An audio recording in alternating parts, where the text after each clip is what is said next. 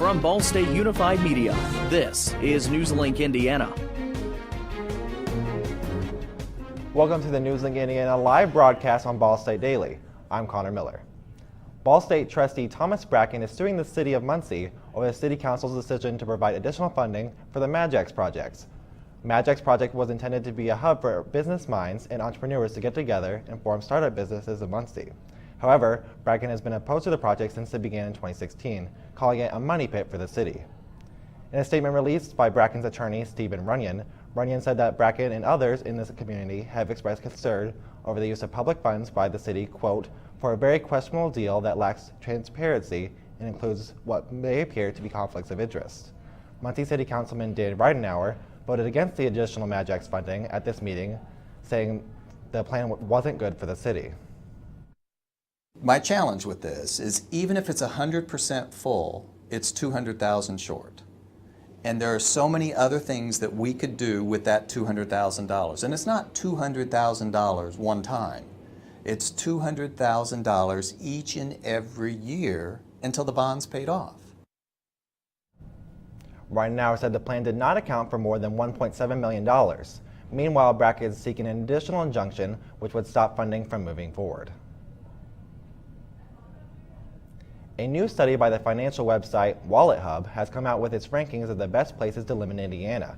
Carmel and Fishers topped the study at numbers 1 and 2, but NewsLink Indiana's Samantha Johnson reports one Delaware County community that made the top 20. Yorktown, the home of more than 11,000 Hoosiers with true Tiger pride, has been named the 16th best place to live in Indiana. Molly Johnson of Yorktown is proud to see her hometown make the list. I love walking downtown and just seeing people you know. I mean, you don't get that everywhere. Johnson is the owner of Two Friends Boutique, a small business with Yorktown roots. Johnson and a friend opened the shop on a whim, but thanked the community for its success and its growth. Everyone here has supported us. So wonderful. We know people by name now. They come in and it's like, hey, and I wouldn't have known them if I wouldn't have had the shop probably. But the support the town is giving us is amazing. And it's just a sweet little town.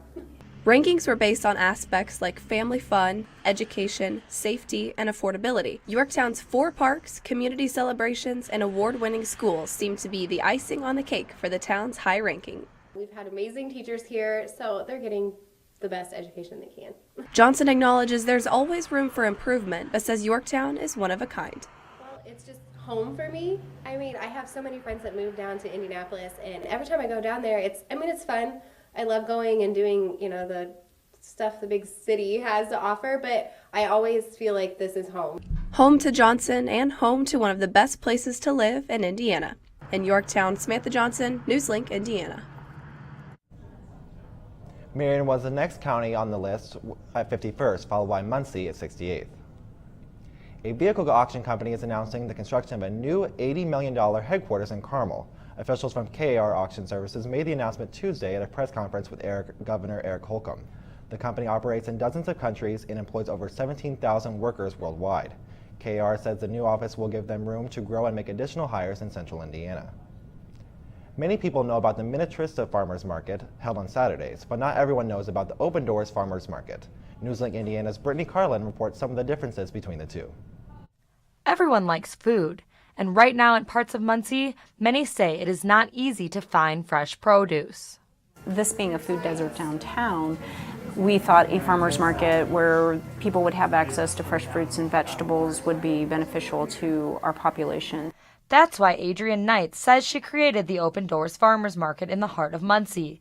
It is open around lunchtime, Tuesdays, Wednesdays, and Thursdays. Each day, different vendors come in and provide a lot of healthy options. Variety is the spice of life. Speaking of spices, Sea Salt and Cinnamon, a vegan bakery, is part of the market every Wednesday.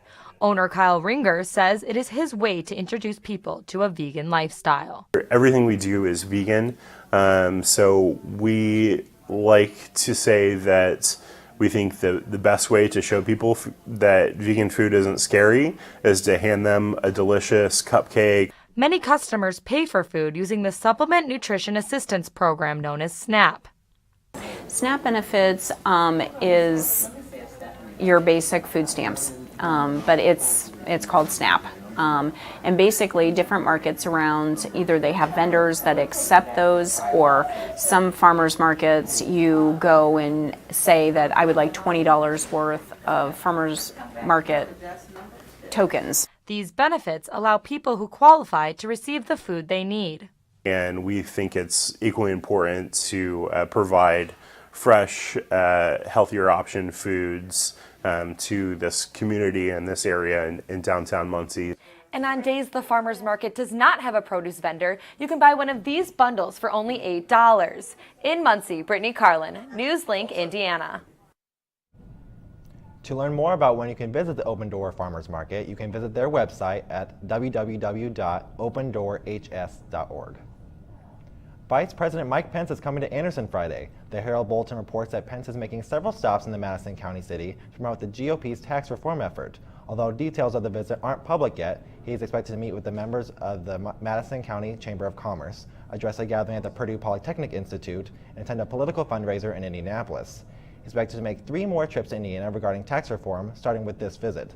The last sitting vice president or president to visit Anderson was President Harry Truman in 1952. President Donald Trump is also set to visit Indiana. The Indiana Republican Party tweeted the announcement Tuesday, saying the president will visit the state next week, but no other details were provided. The visit comes as President Trump is trying to persuade Democratic Senator Joe Donnelly to support the Republican-led tax overhaul effort. The White House is expected to continue this pressure in the coming weeks.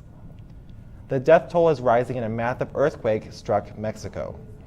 The 7.1 earthquake stretched over 41 miles. The quake caused over 225 deaths so far, with rescue and recovery efforts still underway. The earthquake falls on the 32nd anniversary of the 1985 earthquake that shook Mexico. Hurricane Maria has made landfall as it hit Puerto Rico early this morning. Maria is a Category 4 hurricane with winds reaching 155 miles per hour. 900,000 people are now without power across the territory. Those who sought shelter in a coliseum in San Juan have now been moved to the building's 2nd and 3rd floors.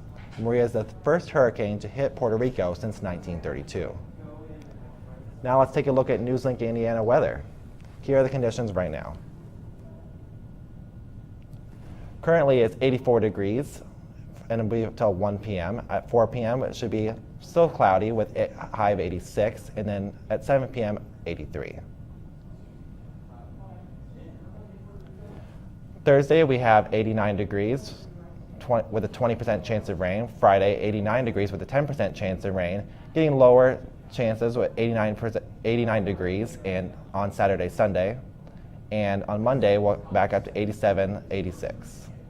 With Wednesday at 78. Robots are joining the fight against crime. A Silicon Valley company unveiled 2 new robots that could help detect weapons at airports and offices.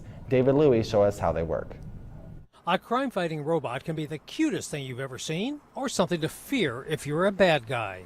And so if you put a 5-foot-tall, 3-foot-wide, 400-pound machine there and no one knows actually what it does, that's going to deter a lot of negative behavior. These robots are becoming more sophisticated.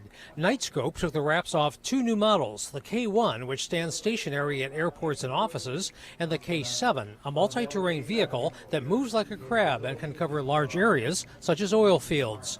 The technology inside the K1 can detect concealed weapons. So we're throwing different waves and looking at any disturbances in those ways, and then using machine learning to realize that that might be an object that's not normal for someone to be carrying.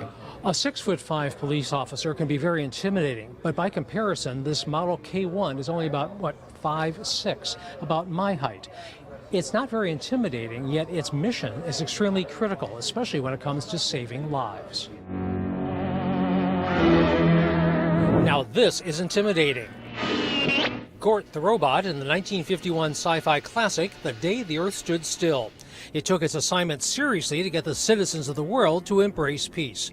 Those who are peaceable have no reason to fear as these robots are deployed next year, but they might have to learn how to coexist with humans, such as the toddler who got injured in a robot encounter last year at a mall. And we're going to have new environments and new things to think through, and that's why we iterate through our technology and do so in the wild, in the real world.